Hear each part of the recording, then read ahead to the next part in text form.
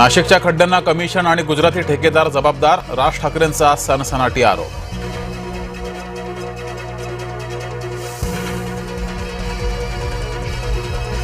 कंत्राट देताना कंपनी पाहायची असते, कंपनीच्या मागे कोण हे पाहिलं जात नाही, राज ठाकरेंच्या टीकेला मुख्यमंत्री फडणवीसांचं उत्तर। महिनाभरात बहुतांश शेतकरी कर्जमुक्त होतील, उर्वरित शेतकऱ्यांना केवायसी झाल्यानंतर दिलासा, फडणवीसांची ग्वाही।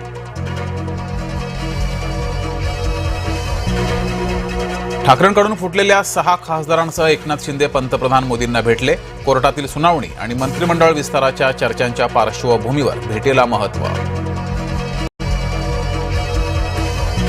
पाडापाडीची भाषा करणाऱ्या जरांगेंनी निवडणुकीमध्ये उभं राहावं, भाजपा आमदार प्रवीण दरेकरांचं आव्हान।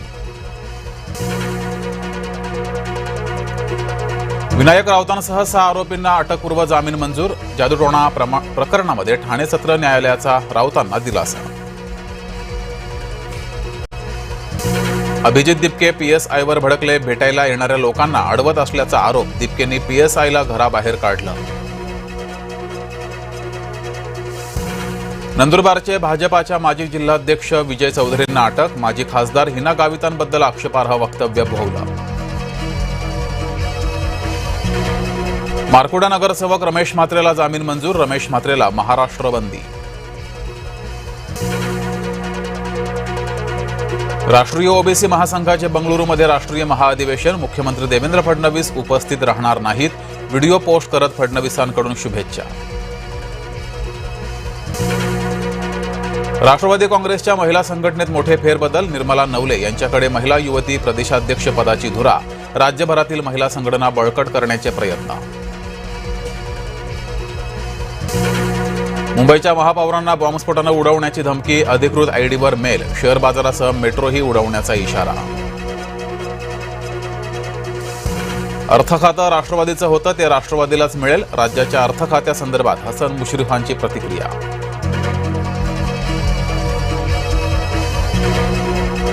नाशिकमधील बागळान धरणेपाडा पुलाचा भराव खचला, गुजरात महाराष्ट्र सीमेवरील वाहतूक धोक्यात। मनोज जरांगे पश्चिम महाराष्ट्र दौऱ्यावर, सभा नाही थेट समाजाशी संवाद, अभियान राबवणार, धाराशिव सोलापूरसह सांगली सातारा कोल्हापूरचा दौरा। राज्यात 30,000 शिक्षकांची भरती, पसंतीक्रम देण्यास 11 ऑगस्टपर्यंत मुदतवाढ। संभाजीनगरातील एमआयएम नगरसेवक मतीन पटेलला अटक, नाशिकमधील टीसीएस धर्मांतर प्रकरणातील आरोपी निदा खानला मदत केल्याचा आरोप। भंडाऱ्यामध्ये 4 वर्षीय मुलीवर अत्याचाराचा प्रयत्न, आरोपीने स्वतःला जखमी केलं, भंडाऱ्यातील अत्याचार प्रकरणातील आरोपी सराईत गुन्हेगार। मेहरून तलावामध्ये मोठ्या प्रमाणात सांडपाणी, जय महाराष्ट्राच्या बातमीचा दणका, उपमहापौर मनोज चौधरी यांच्याकडून तलावाची पाहणी। नवी मुंबई मनपा रुग्णालयातला धक्कादायक प्रकार, 10 रुग्णवाहिका उपलब्ध असूनही चालक नसल्यानं रुग्णांचे हाल। दाभोसा धबधब्यावरील काचेचा पूल 15 ऑगस्टपासून पर्यटकांसाठी खुला, पर्यटनाला नवी चालना मिळणार।